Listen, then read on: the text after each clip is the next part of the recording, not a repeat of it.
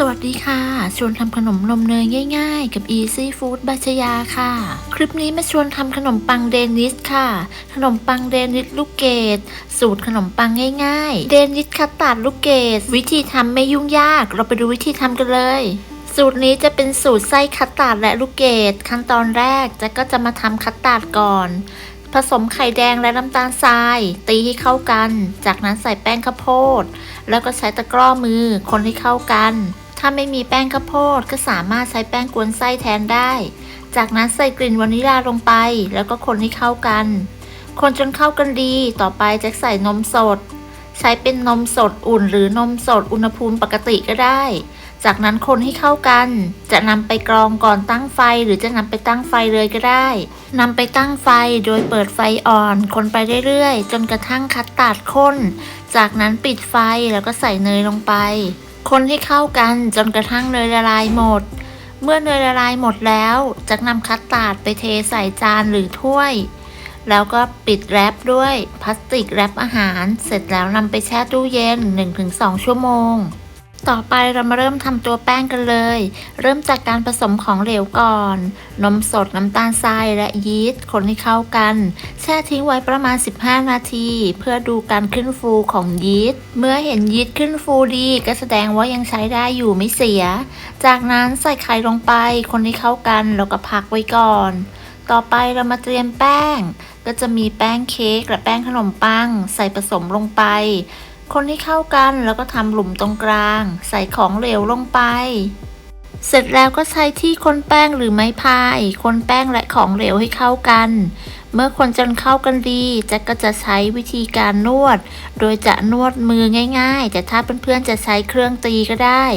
เมื่อเข้ากันจนเป็นก้อนแล้วก็จะใส่เนยจะใช้เป็นเนยเค็มอุณหภูมิห้องเป็นเนยนิ่มจากนั้นก็จัดการนวดแป้งและเนยให้เข้ากันเมื่อนวดจนเข้ากันดีก็จะใส่เกลือลงไปแล้วก็นวดต่อด้วยมือเพื่อให้ส่วนผสมเข้ากันนวดจนเข้ากันได้ดีประมาณนึงแล้วก็จะยกออกไปนวดต่อบนแผ่นรองนวดก่อนจะเอาแป้งลงไปนวดจะโรยด้วยแป้งลงไปก่อนเพื่อไม่ให้โดติดกับที่รองนวดแล้วก็นวดด้วยมือจนกระทั่งโดมีความกลมเนียนไม่ต้องเนียนมากก็ได้นะคะแล้วก็ไม่ต้องนวดจนขึ้นฟิล์มจากนั้นคลึงเป็นก้อนกลมแล้วก็พักทิ้งไว้ประมาณ1ชั่วโมงเพื่อให้แป้งขึ้นฟูเมื่อครบเวลาเราก็จะมาดูแป้งโดที่เราทำไว้นะคะจากนั้นเราก็กดไล่อากาศแล้วก็คลึงเป็นก้อนกลมอีกครั้งหนึ่งต่อไปเราก็จะตัดแป้งออกเป็น8ชิ้นจะทำการตัดโดยที่ไม่ได้ชั่งนะคะเพื่อนๆจะชั่งให้เท่าๆกันทุกลูกก็ได้ตัดแป้งออกเป็น8ชิ้นจากนั้นก็จะนำไปคลึงเป็นก้อนกลมแต่ละก้อนนะคะก็จะได้ทั้งหมด8ก้อนคลึงเป็นก้อนกลมไว้ทุกชิ้นเลยนะคะแล้วก็จะพักไว้ประมาณ15นาทีเพื่อให้เขาขึ้นฟูโดยใช้ผ้าคลุมไว้เพื่อไม่ให้โดนอากาศถ้าโดนอากาศอาจจะทำให้ตัวแป้งโดของเราแห้งได้เมื่อครบเวลาก็นำแป้งโดแต่ละก้อนมารีดให้แบนด้วยความเบามือถ้าทำแรงอาจจะทำให้แป้งขาดจะรีดได้ขนาดประมาณ13x20 เซนจากนั้นนำแผ่นแป้งที่ได้ไปใส่ในภาชนะอาจจะเป็นจานหรือถาดก็ได้วางให้เรียบจากนั้นทาด้วยเนยจะใช้เป็นเนยเค็มเป็นเนยอุณหภูมิห้องเป็นเนยนิ่มทาให้ทั่วเลยค่ะโดยเว้นขอบไว้ประมาณ1เซนเสร็จแล้วเราก็มารีดแป้งก้อนต่อๆไปทำจนครบทุกก้อนเลยแล้วก็นำรีดเสร็จแล้วก็นำไปวางทับกับแผ่นเดิมที่เราทาเนยไว้แล้วก็ทาเนยซ้ำอีกทีทุกครั้งที่วางแผ่นแป้งลงไปก็จัดให้เขาเท่าๆกันทาเนยให้ทั่วบนแผ่นแป้งยกเว้นแผ่นสุดท้ายจากนั้นใช้พลาสติกแรปคลุมแป้งไว้แล้วก็นำไปแช่เย็น 1-2 ชั่วโมงพอครบเวลาก่อนจะนำแป้งออกมาเรามาแช่ลูกเกดไว้ก่อนโดยแช่กับน้ำร้อนทิ้งไว้ประมาณ15นาทีจากนั้นก็นำไปเทน้ำออกทิ้งไว้ให้เสด็จน้ำแล้วก็พักลูกเกดไว้ก่อนต่อไปเราก็จะมาดูคัสตาร์ดที่เราทำไว้นำคัสตาร์ดออกมาแล้วก็นำมาคนอีกทีเพื่อให้คัสตาร์ดเหลวคนจนคัสตาร์ดเหลวดีแล้วเราก็พักไว้ก่อนต่อไปเรามาดูแป้งที่เราแช่เย็นไว้ค่ะนำออกมาจากตู้เย็นแล้วก็นำมารีดให้แบน ก่อนจะนำไปวางบนที่รองแจ็คก็จะโรยแป้งไว้ก่อนจากนั้นก็จะใช้ที่รีดแป้งรีดแผ่นแป้งให้บางจากรีดจนได้ขนาดประมาณ25 คูณ 32 เซนไม่ต้องรีดแรงนะคะถ้าทำแรงอาจจะทำให้แป้งขาดได้เมื่อได้ขนาดที่ต้องการแล้วต่อไปจะทาด้วยคัสตาร์ดที่เราทำไว้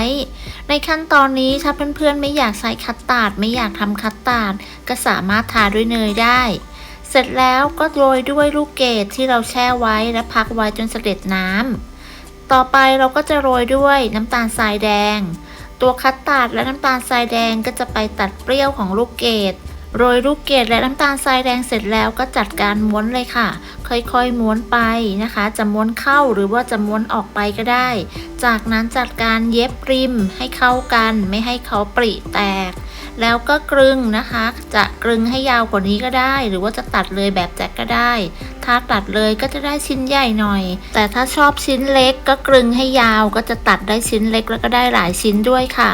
แต่ละชิ้นเก็บปลายไว้ด้านล่างนะคะแล้วก็นำไปวางเรียงไว้ในถาดจากนั้นคลุมด้วยพลาสติกแรปนะคะทิ้งไว้ประมาณ 15-20 นาทีเพื่อให้เขาขึ้นฟูระหว่างนี้เราก็จะไปเปิดเตาวอร์มไว้ค่ะจะอบที่อุณหภูมิ190 องศาก็จะวอร์มเตาไว้ที่200 องศา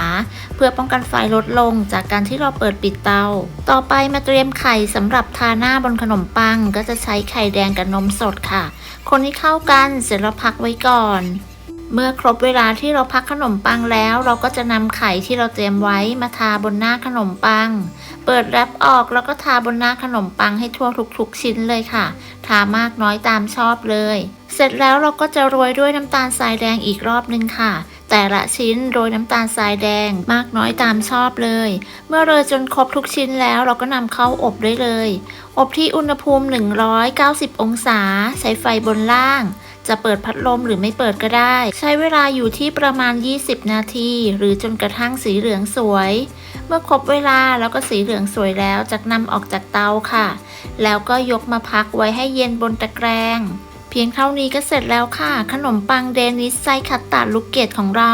ทำง่ายมากๆรสชาติหอมอร่อยกรอบนอกนุ่มในไม่หวานไม่เลี่ยนเบื่อทำเค้กแล้วลองเปลี่ยนมาทำเดนิสลูกเกดสูตรนี้กันดูนะคะขอบคุณสำหรับการติดตามรับชมค่ะพบกันใหม่ในคลิปหน้าสำหรับวันนี้สวัสดีค่ะ